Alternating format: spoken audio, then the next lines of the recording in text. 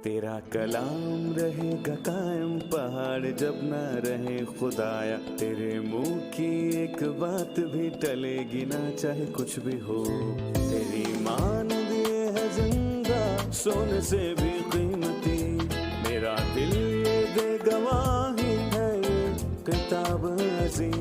नाज़िल करे अपना कलाम, शिकस्ता दिलों को सुकून मिले, तारीखी दूर हो मेरी राहें रोशन कर। दिल अपना कलाम कसरत से ए खुदा बदल दे, रिहाई दे कसरत से फल मिलाओ। कलाम रहेगा कायम पहाड़ जब ना रहे खुदाया, तेरे मुंह की एक बात भी टलेगी ना चाहे कुछ भी हो।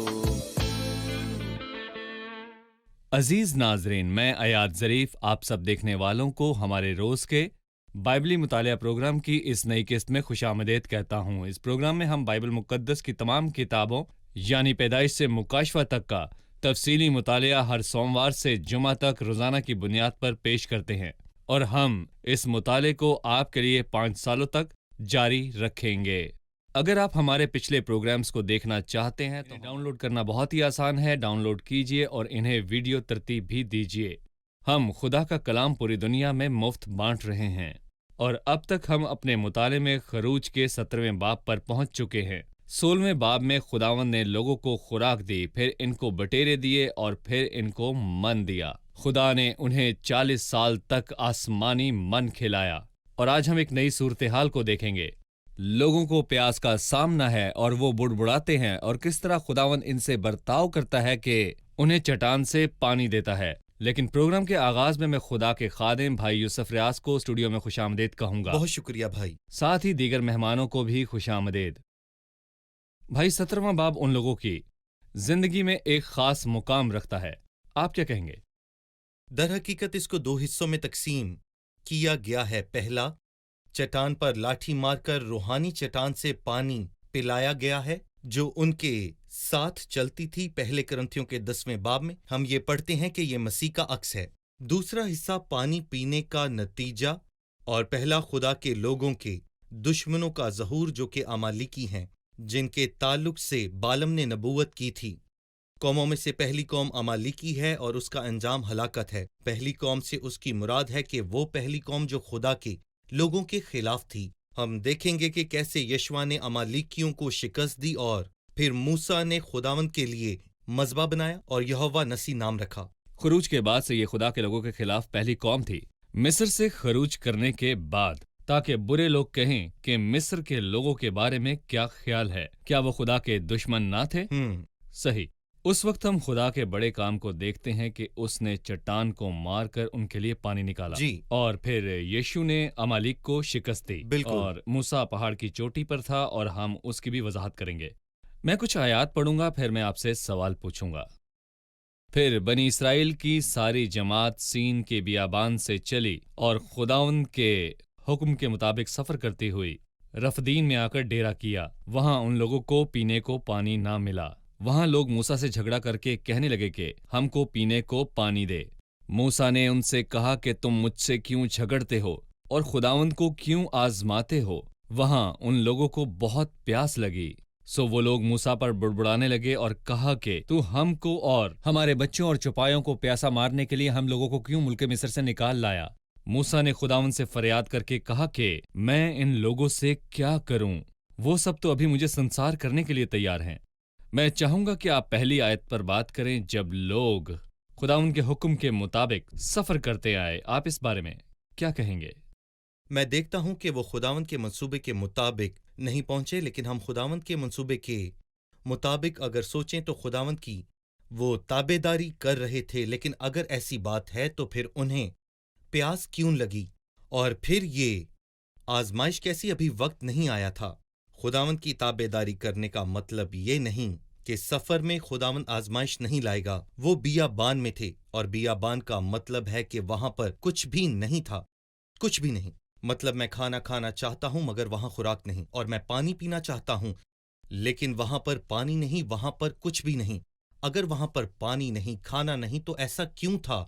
ایسا اس لیے تھا کیونکہ خداوند انہیں یہ بتانا چاہتا تھا کہ میں تمہارے لیے سب کچھ ہوں۔ اور خروج کے 3 باب میں اس نے موسیٰ سے کہا کہ اگر کوئی تجھ سے پوچھے تو اس سے کہنا کہ میں جو ہوں سو ہوں نے مجھے بھیجا ہے۔ اور وہاں بیابان جو کہ خالی جگہ ہے جہاں کچھ نہیں، لیکن بیابان ایسی جگہ بھی ہے جو بتاتی ہے کہ خدا ہی سب کچھ ہے، وہ ہمارے لیے کافی ہے، لیکن وہاں خوراک نہیں، وہاں پانی نہیں، لیکن وہ دے گا۔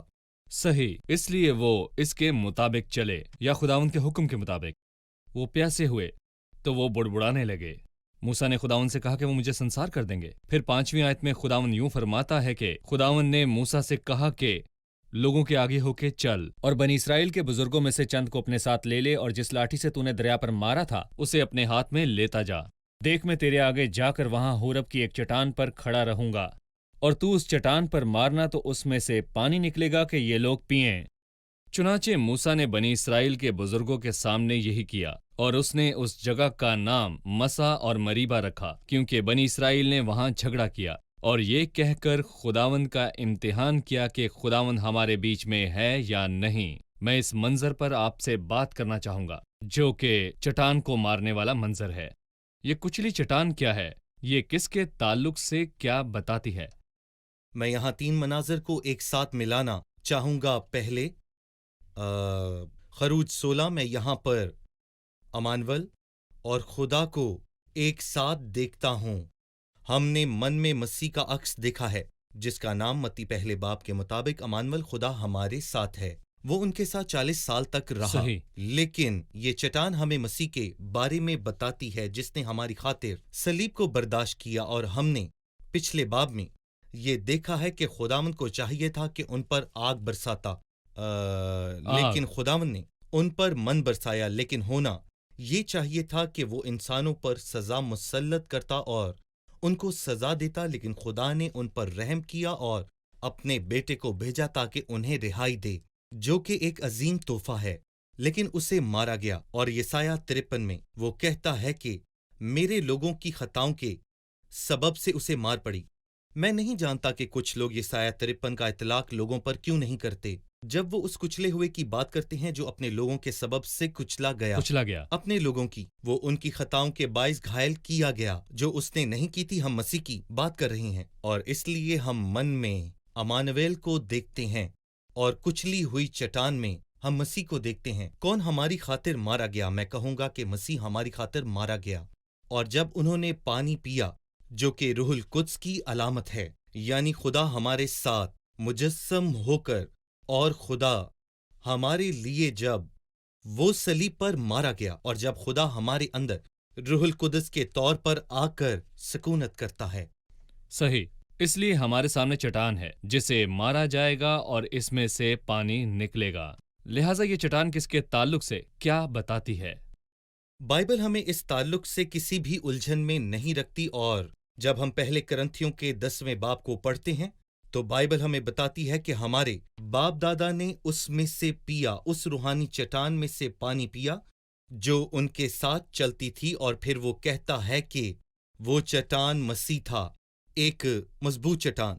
یہ خدا کے ناموں میں سے ایک نام تھا، اور موسیٰ کہتا ہے ہمارے خدا کی مانند کوئی چٹان نہیں، اور سیموئیل کی ماں ہنا بھی یہ کہتی ہے کہ خداوند میری چٹان ہے۔ مطلب یہ واضح ہے کہ مسیح چٹان ہے، اور پالوس رسول پہلے کرنتھیوں کے 10ویں باب میں بڑے واضح طور پر یہ کہتا ہے کہ اور وہ مضبوط چٹان مسیح ہے۔ صحیح، موسیٰ نے اس کے تعلق سے کہا کہ وہ اسرائیل کی چٹان ہے، اسرائیل کا پتھر۔ حنا نے کہا خداوند کی مانند کوئی قدوس نہیں، نہ کوئی چٹان ہمارے خدا کی مانند ہے۔ مسیح ہماری چٹان ہے۔ بالکل، مسیح کچلا گیا تاکہ ہمیں پانی دے۔ یہ علامتی تعلیم ہے، اور جس طرح موسیٰ نے بیابان میں سانپ کو اونچے پر چڑھایا، اسی طرح ضرور ہے کہ ابن آدم بھی اونچے پر چڑھایا جائے۔ کیا یہ انسانی ایجاد ہے؟ کیا یہ علامتی تعلیمات خود سے بائبل میں لکھی گئی ہیں؟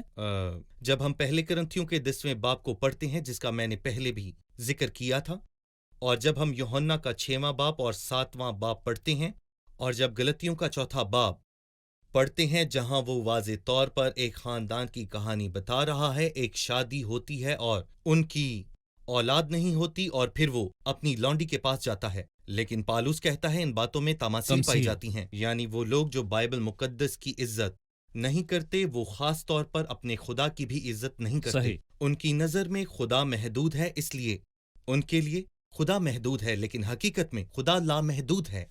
اور بائبل مقدس میں نے دیکھا کہ ہر کمال کی انتہا ہے، لیکن تیرا ہر حکم نہایت وسیع ہے۔ اس لیے ہم نے اس قسط میں بات کرنا شروع کی ہے کہ چٹان مسیح کی علامت ہے۔ پہلا کرنتھیوں 10ویں باب میں پولس کی تصدیق کے مطابق یہ چٹان مسیح تھا یا مسیح کی علامت۔ ہماری گفتگو کا محور یہ کچلی ہوئی چٹان ہی رہے گا۔ ہم ایک وقفہ لیں گے اور پھر دوبارہ حاضر ہوں گے۔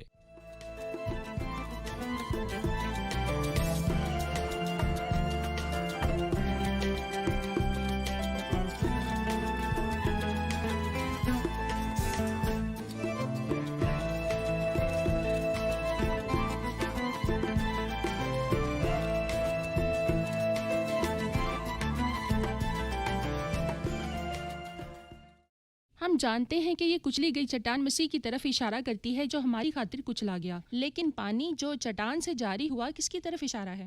جی بھائی، اگر ہم یوحنا کے 7ویں باب کی 37 آیت کو پڑھیں تو لکھا ہے، پھر عید کے آخری دن جو خاص دن ہے، یسوع کھڑا ہوا اور پکار کر کہا، اس نے کہا، اگر کوئی پیاسا ہے تو میرے پاس آ کر پیے، جو مجھ پر ایمان لائے گا اس کے اندر، جیسا کلام مقدس میں لکھا ہے، پانی کی ندیاں جاری ہوں گی۔ اس نے یہ بات اس روح کی بابت کہی جسے وہ پانے کو تھے جو اس پر ایمان لائے تھے، کیونکہ روح اب تک نازل نہ ہوا تھا، اس لیے کہ یسوع مسیح اب تک اپنے جلال کو نہ پہنچا تھا۔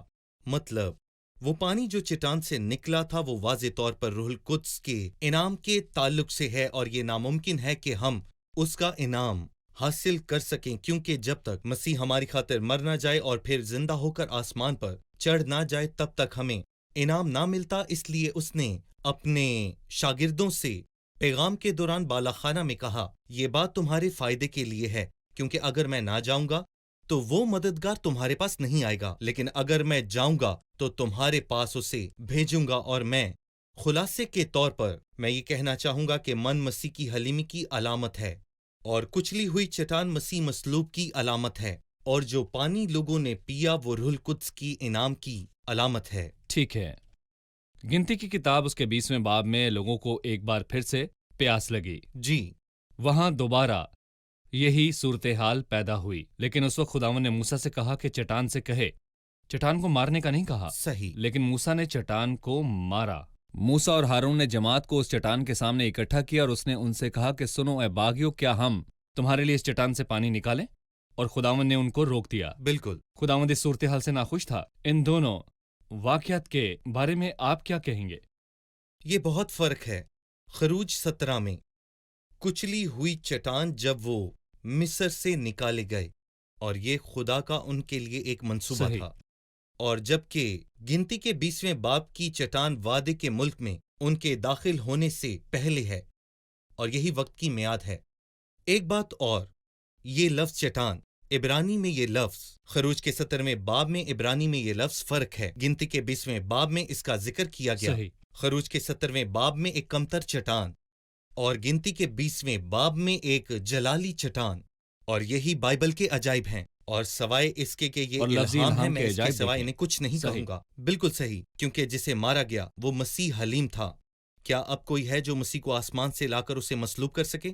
لیکن جب مسیح مردوں میں سے جی اٹھا تھا تو وہ کائنات کے سب سے اونچے مقام تک پہنچ گیا، اور وہ آسمان پر چڑھ گیا، اور فرشتوں اور حکومتوں کے اختیار والے اس کے تابع تھے۔ جب وہ آسمان پر چڑھ گیا تو اب اسے کوئی نہیں مار سکتا۔ یہ شاندار بات ہے۔ کمتر چٹان خروج 17ویں باب میں، اور جلالی چٹان ٹھیک۔ گنتی کی کتاب میں خروج ہے، 17 میں مسیح کی صلیب۔ مسیح کی صحیح۔ صلیب۔ بالکل صحیح۔ اور دوسرا فرق یہ ہے کہ خروج میں جو لاٹھی ہے وہ گنتی کی کتاب والی لاٹھی سے بالکل فرق ہے۔ صحیح۔ خروج کی لاٹھی تیری لاٹھی، اور جو موسیٰ نے دریا پر ماری وہ موسیٰ کی لاٹھی، اور وہ لاٹھی جو خداوند کے سامنے رکھی وہ کہانت کی لاٹھی ہے، جو ہارون کی لاٹھی تھی، ہارون جس کی۔ لاٹھی پر پھول لگے تھے، جو کہ علامت ہے مردوں میں سے زندہ ہونے کی، ایک عدالت کی لاٹھی ہے۔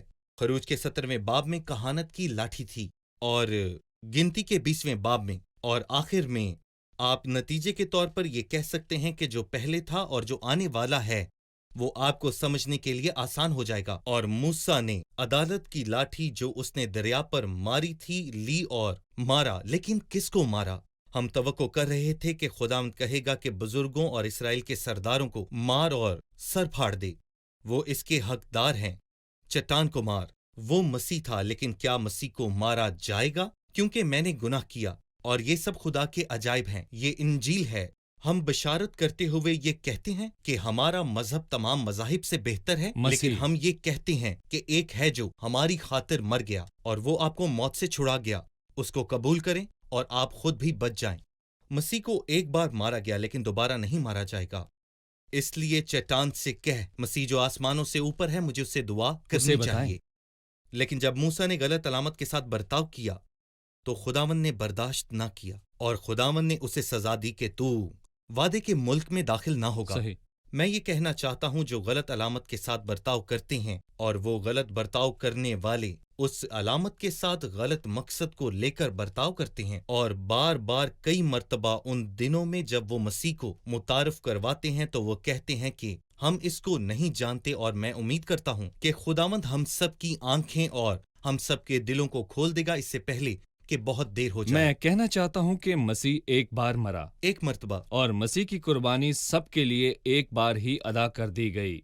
और ये बात बिल्कुल दुरुस्त नहीं कि हम हर हफ्ते चर्च में जाएं और वहां जाकर चर्च में मस्बे के सामने ये कहें कि मैं दोबारा से कुर्बानी पेश करता हूं। खुदा ने उसे पेश कर दिया एक ही बार। इब्रानियों के 8वें बाब में हमें बताया गया है एक ही बार, सिर्फ एक बार। मतलब कि हर लफ्ज और हर दुआ में जब मसीह को मस्बे पर कुर्बानी के तौर पर पेश किया जाता है तो ये बाइबल की सच्चाई से हटकर है, बाइबल से हटकर। जी सही। लोगों के पानी पीने के बाद दुश्मन आ गया। ये वही दुश्मन है जैसे बलाम ने कहा कि ये पहले लोग हैं जिन्होंने मिस्र से निकलने के बाद खुदा के लोगों की मुखालफत की। 8वीं आयत में लिखा है, अमालेकी आकर रफदीम में बनी इसराइल से लड़ने लगे और मूसा ने यीशु से कहा, हमारी तरफ के कुछ आदमी चुनकर ले जा और अमालेकियों से लड़, और मैं कल खुदा की लाठी हाथ में लिए हुए पहाड़ की चोटी पर खड़ा रहूंगा। सो मूसा के हुक्म के मुताबिक यीशु अमालेकियों से लड़ने लगा और मूसा और हारून और हूर पहाड़ की चोटी पर चढ़ गए। और जब तक मूसा अपना हाथ बढ़ाए रहता था बनी इसराइल गालिब रहते थे, और जब वो हाथ लटका देता था तब अमालेकी गालिब होते थे। और जब मूसा के हाथ भर गए तो उन्होंने एक पत्थर लेकर मूसा के नीचे रख दिया और वो उस पर बैठ गया, और हारून और हूर एक इधर से दूसरा उधर से उसके हाथों को संभाले रहे। तब उसके हाथ आफताब के गुरूब होने तक मजबूती से उठे रहे। और यीशु ने अमालेक और उसके लोगों को तलवार की धार से शिकस्त दी। अमालेक उस वक्त आए जब चट्टान को मारकर लोगों ने पानी पिया। अमालेक का तारीखी पहलू क्या है और ये रूहानी तौर पर क्या जाहिर करते हैं? तारीखी तौर पर अमालेकी असाऊ की नस्ल से थे, और जब उसके बेटे अलीफज ने अपनी हरामकारी से एक शादी की तो उसके नतीजे में अमालेकी आए, और अमालेकी खुदा के लोगों के मुखालिफ थे। जैसा कि हम पढ़ते हैं, अमालेकी पहले लोग थे और खुदावंद ने कहा कि वो अमालेकियों से नस्ल दर नस्ल जंग करता रहेगा। और इसी तरह अस्तिस्ना की किताब उसके 25वें बाब में, याद रखना कि जब तुम मिस्र से निकलकर आ रहे थे तो रास्ते में अमालेकियों ने तुम्हारे साथ क्या किया, क्योंकि रास्ते में वो तेरे मुकाबिल आए और गोया कि तू थका मांदा था तो भी उन्होंने जो कमजोर और सबसे पीछे थे मारा और उन्हें खुदा का खौफ न आया। इसलिए खुदावन तेरा खुदा उस मुल्क में जिसे खुदावन तेरा खुदा मिरास के तौर पर तुझे कब्जा करने को देता है, तेरे सब दुश्मनों से जो आस पास हैं तुझे राहत बख्शे, तो तू अमालेकियों के नामो निशान को सफाई रोजगार से मिटा देगा। लेकिन लोगों ने ये बात पूरी ना की और इसलिए अमालेकी इसराइल को खत्म करने वाले थे। इसलिए हमें याद आता है कि हजाजी हमदाता का बेटा हामान, जी, अमालेकियों के बादशाह अजाज का पोता, जो साउल के दिनों में शिकस्त खा गया, जिसे साउल ने लोगों की ख्वाहिश के मुताबिक मुआफ कर दिया। वो बेहतरीन भेड़ें रख छोड़ें। और पहले सैमुएल के पहले बाब में सैमुएल को इस बात पर गुस्सा आया। सैमुएल को इस बात पर शदीद गुस्सा था। उसका पोता जो कि हामान है, उसने तकरीबन इसराइलियों को खत्म कर ही दिया था अगर खुदा उनको ना रोकता। ये वही तारीखी अमालेकी हैं, लेकिन रूहानी अमालेकी असाऊ के जिस्म की अलामत हैं।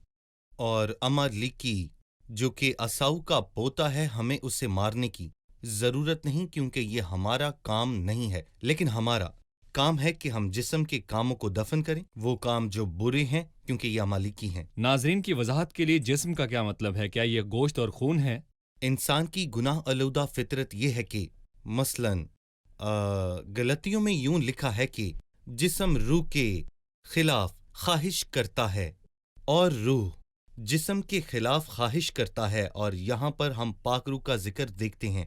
اور یہ ہماری گناہ آلودہ فطرت ہے جو ہم میں ہے، اور یہ ہمیں بتاتا ہے کہ جسم کا کام ظاہر کرنا ہے، اس لیے وہ یہاں پر خون اور گوشت کی بات نہیں کر رہا، بلکہ یہاں پر خدا اور روح کی بات ہے۔ جسم فانی ہے اور روح لافانی ہے۔ وہ اپنی تلواروں کو توڑ کر بھالے بنائیں گے۔ میں اپنی آنکھوں سے گناہ کرتا ہوں یا پھر اس کی خدمت کرتا ہوں؟ میرا ہاتھ یا تو خدا کی خدمت کر سکتا ہے یا پھر گناہ کر سکتا ہے۔ یہاں خون اور گوشت کی بات نہیں ہو رہی، بلکہ یہاں پر روح اور جسم کی بات ہے جو ایک دوسرے کے مخالف ہیں۔ لہٰذا بائبل میں نہیں لکھا کہ ہم اپنے جسموں کو گوشت اور خون سے تھکا دیں، کیونکہ تھکا ہوا جسم خدا کو خوش نہیں کر سکتا، لیکن اپنے جسم کو کیسے قابو میں رکھنا ہے اس کے لیے ہوشیاری اور بہت ہی عقل مندی کی ضرورت ہے، یعنی اندر دشمن کے خلاف جو ہماری گناہ کی فطرت ہے، جو کہ ہمیں آدم سے ملی ہے، ایک بہت ہی آلودہ فطرت۔ لہٰذا ہمیں اپنی حفاظت کرنی چاہیے۔ یہ ایک خاص فرقے کی سوچ ہے۔ پالوس رسول نے کلسیوں کے دوسرے باب میں اس کی مخالفت کی تھی، یعنی رہبانیت جسمانی صحیح۔ ریاضت اور مشقت ہے۔ آپ جسمانی خواہشات کے تعلق سے پریشان کیوں ہیں؟ وہ کہتا ہے ان کو روکنے میں کوئی فائدہ نہیں ہے۔ مطلب وہ یہ کہنا چاہتا ہے کہ ان کو روکنے کا کوئی فائدہ نہیں ہے، کیونکہ جتنا ہم ان کو اپنے اندر دباتے ہیں یہ اور پلتی رہتی ہیں۔ جسم کو کیسے مارا جائے یہی ہم جانیں گے۔ ہم ایک وقفہ لیں گے اور پھر مہمانوں کے سوالات کے ساتھ واپس آئیں گے، اور ہم اختتام نہیں کریں گے جب تک جواب نہ آمین۔ مل جائے کہ جسم پر کیسے غالب آئیں، یہ تو جسم گناہ کے آلودہ کاموں پر فطرت ہے۔ پر کیسے قابو پائیں۔ صحیح۔ جی، اب وقفہ لیں گے اور پھر دوبارہ حاضر ہوں گے۔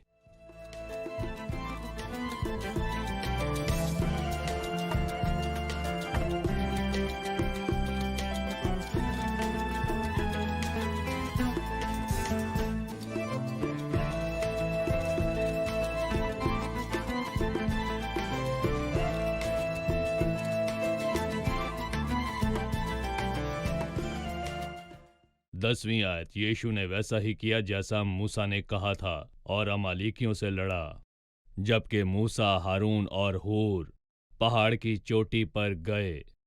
جب موسیٰ کے ہاتھ بلند رہتے تو اسرائیلی غالب رہتے، اور جب ہاتھ نیچے آتے تو امالیکی غالب آتے۔ ہاتھ اٹھانے اور ہاتھ نیچے کرنے کے بھید کے تعلق سے ہمیں بتائیے۔ جی بھائی یوسف۔ در حقیقت میں اس میں ایک شاندار اور مخصوص تعلیم کو دیکھتا ہوں، ایک ایسی تعلیم جو خداوند کے کاموں سے ہے اور جو کہ لامحدود ہے، اور اس کے دو اطلاق ہیں۔ ایک انفرادی طور پر میری ذات کے تعلق سے ہے، اور دوسرا پہلو یہ ہے کہ یہ بات خدا کے تعلق سے ہے۔ مجموعی طور پر یہ یشوع کے تعلق سے ہے، جسے ہم پہلی مرتبہ پڑھتے ہیں، یعنی وہ لوگ جو کچلی چٹان سے پانی پینے کے بعد۔ یہاں میں یہ کہوں گا کہ یہ روح القدس کا عکس ہے، جیسا کہ اب ہم دیکھیں گے کہ روح القدس پس پردہ کام کرتا ہے اور وہ ایمانداروں کے دلوں میں رہتا ہے۔ لیکن فتح کا فیصلہ کہاں سے آتا ہے؟ وہ اوپر سے آتا ہے، اور اوپر کون رہتا ہے؟ تین لوگ تھے، موسیٰ، ہارون اور ہر، جو ہمیں سفید رنگ کے تعلق سے بتاتا ہے۔ ہمیں یاد ہے کہ نانپز نے دیکھا تھا کہ سفید 3 ٹوکریاں اس کے سر پر ہیں۔ ہر کا مطلب ہے سفید، یعنی 3 ایک ساتھ، موسیٰ، ہارون اور ہر ہمیں یاد دلاتے ہیں کہ باپ کے پاس ہمارا ایک مددگار ہے، یعنی یسوع المسیح، جو کہ راست باز ہے۔ ہر جو کہ گناہوں کے کفارے کو ظاہر کرتا ہے، اور پھر ہارون ہے، اور اس کے بعد جو آسمان پر ہے، اس کے وسیلہ سے ہماری فتح یقینی ہے۔ آسمان پر جانے سے پہلے اس نے لوکا 24 میں اپنا ہاتھ اٹھا کر اپنے لوگوں کو برکت دی۔ آج ہم بھی اپنے ہاتھ اٹھا کر دعا کرتے ہیں۔ پالوس رسول کہتا ہے اس کے کہ وسیلے سے جس نے ہم سے محبت کی، ہم کو فتح سے بڑھ کر غلبہ حاصل ہوتا ہے۔ یہ وہ پہلو ہے، یہ خدا کے لوگوں کے تعلق سے مجموعی پہلو ہے۔ مجھے آپ کو فتح کے لیے موسیٰ اور ہارون کی ضرورت نہیں۔ اس کا کیا مطلب ہے؟ موسیٰ نے ہاتھ اٹھا کر دعا کی تھی اور کہا، میری دعا تیرے حضور بخور کی مانند پہنچے، اور میرا ہاتھ اٹھانا شام کی قربانی کے طور پر۔ میں چاہوں گا کہ مرد ہر جگہ اپنے پاک ہاتھوں کو اٹھا کر دعا کریں، بغیر کسی غصے اور تکرار کے۔ یشوع کے تعلق سے لکھا ہے، وہ تلوار سے لڑتا رہا۔ اس بات کی یادگاری کے لیے کتاب میں لکھ دے اور یشوع کو سنا دے۔ یشوع بائبل مقدس کے تعلق سے علامت ہے۔ فتح حاصل کرنے کے لیے مجھے دعا کرنے اور بائبل کو پڑھنے کی ضرورت ہے، اور بائبل مقدس کو ایسے استعمال کرو جیسے مسیح نے بیابان میں 3 مرتبہ شیطان پر فتح پانے کے لیے کی تھی، اور مجھے دعا کی بھی ضرورت ہے، جیسے مسیح نے گتسمنی کے باغ میں دعا کی تھی اور شیطان کو شکست دی۔ ہم سادہ الفاظ میں کہیں گے، اس دور کے بعد جب مسیح سے ملتے ہیں تو میں نے بطور گنہگار مسیح کو قبول کیا اور میرے گناہ معاف ہو گئے اور روح میرے اندر بالکل سکونت کرتا ہے۔ بالکل جیسے پانی چٹان سے نکلا تو میں نے پیا، اور جب روح میرے اندر سکونت کرتا ہے تو جسم کی کشمکش یا کام میرے اندر شروع ہو جاتے ہیں۔ امالیکی ان لوگوں سے لڑنے آئے تاکہ ان پر فتح پائے۔ مجھے آسمانی مدد کی ضرورت ہے اور زمینی مدد کی بھی۔ آسمان سے مدد یہ موسیٰ کی علامت میں ہے، جبکہ ہاتھ اٹھانا یہ علامت مسیح کو ظاہر کرتی ہے۔ یشوع زمین پر لڑتا ہے۔ یشوع کا زمین پر لڑنا ہمیں کیا بتاتا ہے؟ اور یہاں پر ہمارے لیے شفاعت کرنے کے تعلق سے رومیو 8 باب پڑھیں تو ہمیں پتہ چلے گا کہ آپ کے لیے شفاعت کرنے کے لیے ایک اور بھی ہے، ایک مددگار جو ہمارے لیے آہیں بھر کر دعا کرتا ہے، اور ایک مددگار باپ کے پاس ہے، یعنی یسوع المسیح۔ اس لیے ہمیں موسیٰ کی ضرورت نہیں، موسیٰ صرف مسیح کی علامت ہے اور اب وہ آسمان پر ہے۔ ہمیں یشوع کی بھی ضرورت نہیں، ہمیں پاک روح کی ضرورت ہے۔ یشوع صرف اس کی علامت ہے۔ مسیح آسمان پر ہماری شفاعت کرتا ہے اور پاک روح زمین پر ہمارے لیے شفاعت کرتا ہے۔ ہم بالکل۔ جسم کے کاموں پر قابو پا سکتے ہیں۔ اب اس باب کے اختتام پر آپ کیا کہنا چاہتے ہیں؟ میں کہنا چاہتا ہوں کہ موسیٰ نے فتح نہیں دلائی تھی کہ یشوع کی فتح کو امر کر دے، جس کے تعلق سے ہم پڑھتے ہیں کہ وہ فاتح نہیں ہوا تھا، بلکہ اس نے ایک قربان گاہ بنائی، اور اس قربان گاہ کا نام اس نے یہوہ نسی رکھا۔ یہ اچھا ہے کہ ہم اپنی فتح کو خود سے منسوب نہ کریں، نہ اپنے بھائیوں سے، بلکہ اپنی فتح کو ہم خدا سے منسوب کریں۔ اور یہ اچھا ہے کہ ہم خداوند کی طرف مشکل وقت میں اپنا رجوع لائیں اور اس کی عبادت کریں، کیونکہ وہی ہم کو چھوڑاتا ہے اور وہی ہماری رہائی ہے، اور اس سے کہیں کہ یہوہ نسی تو ہی ہے جو میری رہائی اور فتح ہے، اور تجھ سے ہی میری بقا ہے۔ یہوہ نسی خداوند میرا جھنڈا ہے، فتح مند لشکر جھنڈا لہراتا ہے بالکل۔ ان جگہوں پر جنہیں انہوں نے آزاد کرایا ہو، جو جگہیں فتح کی ہوں۔ صحیح۔ یہ جھنڈا جنگ میں خداوند کا جھنڈا ہونا چاہیے۔ خدا خداوند کو کی جلال تعریف ہو۔ ملے۔ پروگرام ختم کرنے سے پہلے ایک آخری بات وہ کہتا ہے کہ خداوند نے قسم کھائی، سو خداوند امالیکیوں سے نسل در نسل جنگ کرتا رہے گا۔ آپ کیا کہیں گے؟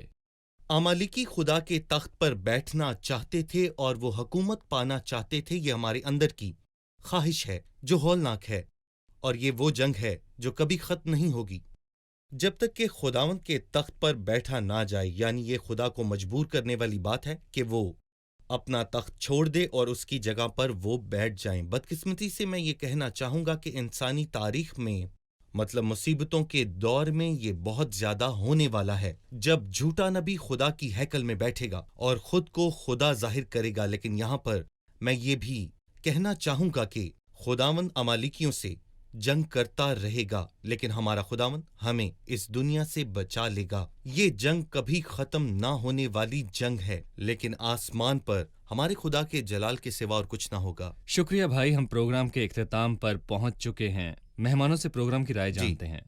آج کے پروگرام سے آپ نے کیا سیکھا؟ اگرچہ کہ بیابان ایسی جگہ رہے گی جو کہ پیاس سے بھری ہے، لیکن یہ ایک ایسی جگہ بھی ہے جہاں خدا کا فضل ہمارے اندر ظاہر ہوتا ہے۔ شکریہ، خدا آپ کو برکت دے۔ بھائی یوسف، آپ کا خدا بھی آپ کو شکریہ۔ برکت دے۔ عزیز ناظرین، مسیح میں اپنے ایمان کے بارے میں سوچیں۔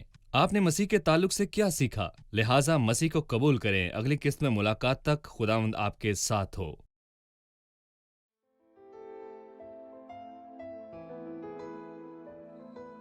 تیرا کلام رہے گا قائم، پہاڑ جب نہ رہے خدایا، تیرے منہ کی ایک بات بھی ٹلے گی نہ، چاہے کچھ بھی ہو۔